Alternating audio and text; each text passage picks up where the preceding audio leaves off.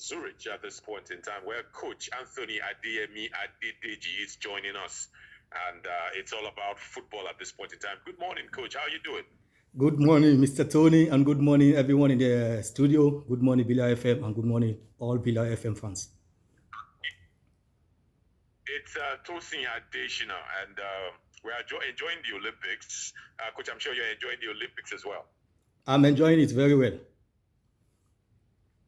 Mm-hmm. Let's talk football. Let's talk football. Last night, we played against the world champions, Spain. We held up. What did you make of the game? Yeah, to be honest with you, it was a fantastic game. The ladies, they give it all. But what I can point out, which is the negative part of the playing system, is just too much of defensive minded. But they have a couple of chances. They could not bury the game before the Spain has their own chances. And I think the girls they put more hard work more than flexibility with the ball. They've lost back-to-back games now. They lost 1-0 to Brazil on Thursday. And of course, on Sunday, last night, they lost on Wednesday. It's looking like a must-win at this point against Japan. Approach this game. What would you say are Nigeria's chances? I have to be honest with you. The game against Japan is going to be the most difficult match because when I watched Japan against Spain, Spain was also lucky to win Japan because Japan too have a different way of approaching every opponent. If you watch the match against Spain, they play more defensive, more low block, and they wait for the counter. They score their goal through free kick. And against Brazil, you saw the way they played in the first half. The second half, they come all out. And at the end of the day, they won the match. So against Japan, it's going to be a very, very difficult game. And unfortunate, I think our coach has not learned from the mistake he did against South Africa in two-edged game in Nigeria and in South Africa with the type of how we are wasteful in the front of goal.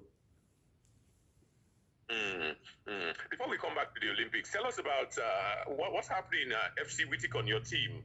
How are you guys doing? Yeah, preparation lab. Yeah, at the moment we are in pre-season. We're going to start the league in the middle of the coming month, and at the moment there's a lot of motivation with the teams. There's a lot of motivation, and there's a lot of motivation. Yeah, I'm here. Yeah, I'm here. We are just preparing for the league. The league is going to start towards the middle of August next month, and all the boys are mentally and physically fit, and we hope the season is going to favor us this time around. Tell us about the challenges of coaching in Europe, Nigerian coaching in Switzerland. How has it been for you? Oof. When I started, it was challenging. Now it's more flexible because I've been coaching now for the past 14 years. I've won a league with 3 different clubs, and I have been one of the Nigerian coaches they respect here in Switzerland, and it's more easier for me to be able to switch from one club to another because I've coached more than 6 clubs here. 6 clubs here now. I think 1 female per professional team, and also amateur team, also under 17, under 23, under 16 with FC Winterthur. But if you are coming new to come here to come and coach, it will be very difficult because you're going to you have to upgrade yourself, and they have to trust you. They have to see your work, and you have to have a someone to give a good introduction about you, who you are, how you can change, how you can confuse them that you are good not on the field alone, outside the field. That means your behavior. Coach, I'm going to come back to you. We're also updating from the Olympics. Nigeria is playing basketball currently. Nigeria and Australia, and it looks like Nigeria has cut down the points differential. What's the point situation now, FJ? Yes, there is. I confirm speed 14 Nigeria. Tigress lead this one 18 to 17. Isn't it coming once again from 3 points down? She jacked it up, and now she's got 11 points in the game, putting on a show. though Nigeria marginally in front against Australia in women's basketball at the Olympics. Isn't Kalu doing something great? Coach, there have been some vacancies of late in Nigeria. Why did you bring in your applications? I have done that time with that number even before 2020. After the coronavirus, I applied for under 20 of the female team.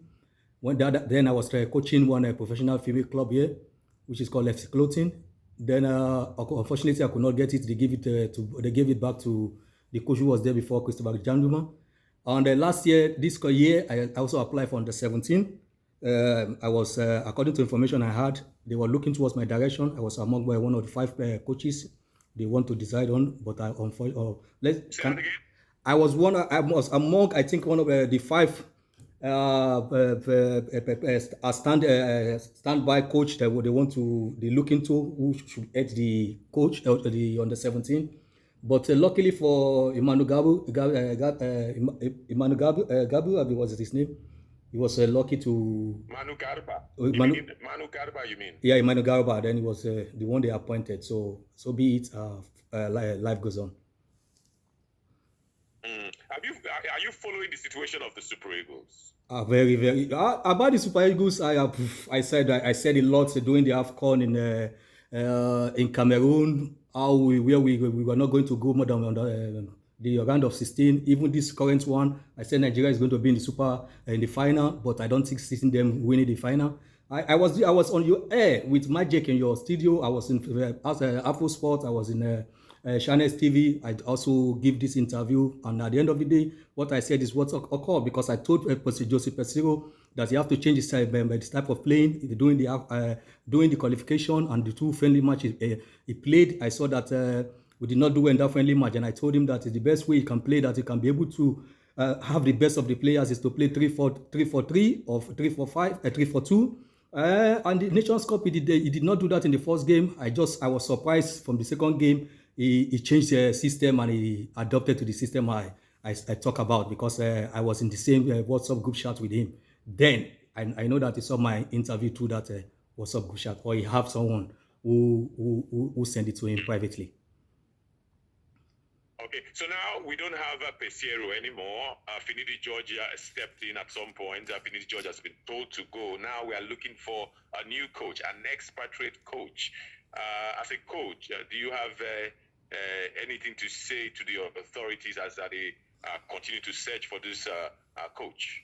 Yeah, I've said more than enough to the authority. They knows me very well. Many of them knows me. So I think I said to bring an expatriate is a good thing, but it must be a grade A expatriate. Otherwise, they should go back to indigenous coach.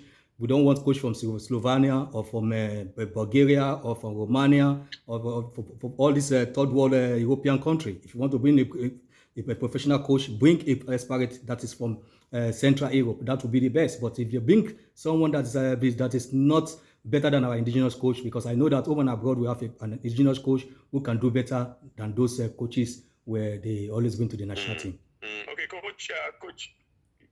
Okay, Coach, much for spending time with us, and continue to enjoy your stay in Switzerland, and best of luck to your team as well. Thank you very much for having me, Tony, and I appreciate you and greeting to everyone around you. Have a nice day. Okay, you too. Fantastic one there, all the way from Switzerland.